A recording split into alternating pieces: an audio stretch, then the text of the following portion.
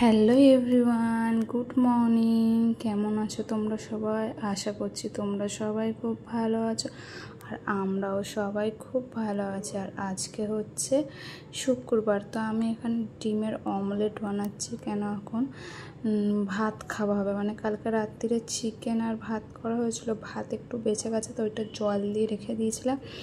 তা ওটা পান্তা ভাত তো এখন আছে, ওটা খাওয়া হবে। আর মানে আমার আর তোমাদের দাদাভাই, মানে আমার আর আমার বরের দুজনের মতন হয়ে যাবে, যা পান্তা ভাত আছে। তখন পান্তা ভাতটা খাবো, ওই জন্য ডিম ভাজা করছি। তো বন্ধুরা, আজকের ব্লগটা এখান থেকে শুরু করছি, দেখতে থাকো। আশা করছি তোমাদের খুব ভালো লাগবে। আর চান করে উঠে এখানে খানিকটা সবজিও কেটে নিয়েছি, আর এই ভাজাটা সকালে করেছিলাম। সকালে মেয়ে খেয়েছে আর বাবা খেয়েছে ওদের জন্য, আর এই যা ভাত আছে আমাদের দুজনের এক গাল করে হয়ে যাবে সকালবেলাটা। আর সকাল সকাল আজকে ভাতটাও হয়ে গেছে। তা দেখো, এখানে এই ডিমটা ভেজে নিয়ে আবার রান্না চাপাবো। তো আসলে রাত্রিরে করে তো রুটি খাওয়া হয়, ভাত তো কালকে মাংস আছে বলে একটু বেশি নিয়েছিলাম। চাল যদি লাগে কারুর, তা বেশি রয়ে গেছে, তা বললাম রেখে দিই, গরমের সময় অসুবিধা হবে না, পান্তা ভাত খেয়ে নেবো। তো তোমাদের দাদাভাই বললো ও খাবে, তা যা আছে এক গাল করে দুজনে খেয়ে নেবো। আজকে আবার শুক্রবার, দেখা যাক কি রান্না বান্না হয়। আগে তো সকালের টিফিনটা সারি। তো তারপরে দেখো, সকালের টিফিন সেরে অনেকক্ষণ পরে এসছি, মানে রান্না কি করব সেগুলো গুছিয়ে গাছিয়ে। ডাল সিদ্ধ হয়ে গেছে, ডালটা এখন ফোড়ন দেব। আর সবজি টবজিও কাটা গেছে, কারণ ধোয়া হয়নি, সবজিগুলো ধোবো।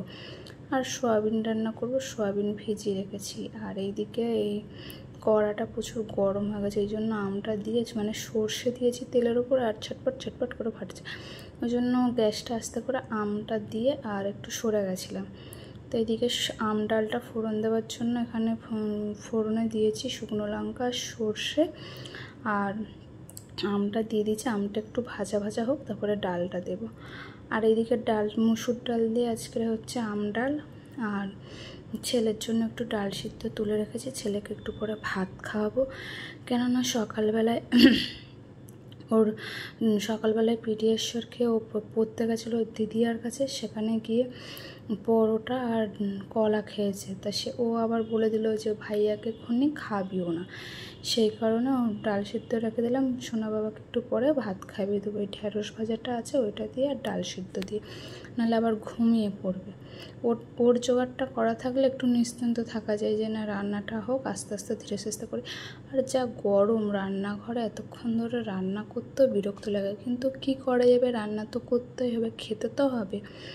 তারপরে দেখো, এদিকে আমটা একটু ভাজা হতেই নুন হলুদ দিয়ে দিয়েছিলাম, দিয়ে আর একটু ভালো করে ভেজে নিয়েছিলাম, নিয়ে এবারে ডালটা ঢেলে দিলাম। ডালটা হয়ে গেলে এবার এইদিকে চচ্চড়িটা বসিয়ে দেবো। আসলে সেদিনকে পুঁই শাক নিয়ে এসেছিলো, মনে হয় 2 দিন আগে, কবে বেশি নিয়ে আসলে ব্লগে দেখিয়েছিলাম কবে নিয়ে এসছে, ভুলে গেছি। যত সম্ভব 2 দিন আগেই নিয়ে এসছে পুঁই শাকটা, তার 2টো ডাল থেকে গেছিলো ফ্রিজ থেকে, সেটাই বার করা হলো, কিন্তু পুঁই শাকের একটাও পাতা নেই। আর পুঁই শাকটা নষ্ট হয়ে যাবে, আর কুমড়োটাও নষ্ট হয়ে যাবে, ওই জন্য ভাবলাম করে নিই, নিরামিষই করলাম।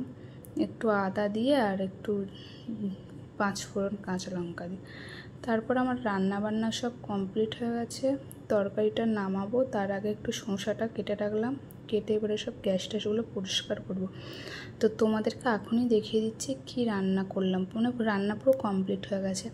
তো দেখো, এদিকে সোয়াবিন করেছি ডিম ভুজিয়া দিয়ে, তরকারিটা একটু ঝোল হয়ে গেছে, আর একটু ঝোলটা শুকালে ভালো হতো, কেন যেহেতু ডাল আছে।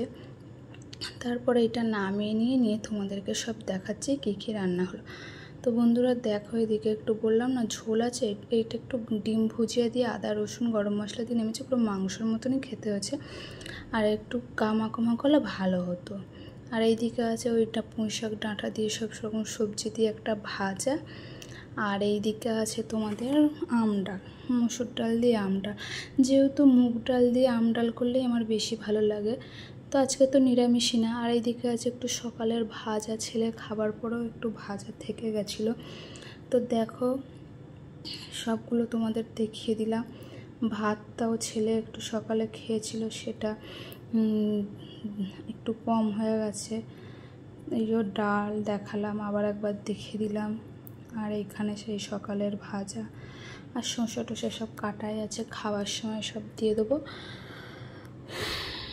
আর এইদিকে এই গাছে যদি পুঁইশাক থাক, মানে আমাদের পুঁইশাক গাছটা মরে গেছে, ওই গাছটা থাকলে ওখান থেকে 2-3টে পাতা তুলে এনে দিলে একটু ভালো হতো। মানে পুঁইশাক চচ্চড়ি একটু পাতা দিলে বেশ তেল তেলে এটা মতন থাকে, ভালো লাগে, নাহলে একটু কেমনই লাগে, ওই কারণে পাতাটা আর নেই গো। এইদিকে দেখো ছেলেকে ভাত খাওয়ানো তো হয়ে গেছে, কিছুক্ষণ পরে ওকে দিলাম লেবুর রস, কারণ ও এখন আর ভাত খাবে না, ও এখন ঘুমিয়ে পড়বে। এই লেবুর রসটা দিলাম, মৌসুম্বি লেবুর রস, তো ও আবার পাইপে করে খাবে, তাই জন্য ওকে দিলাম পাইপ, স্ট্র দিয়ে খাবে।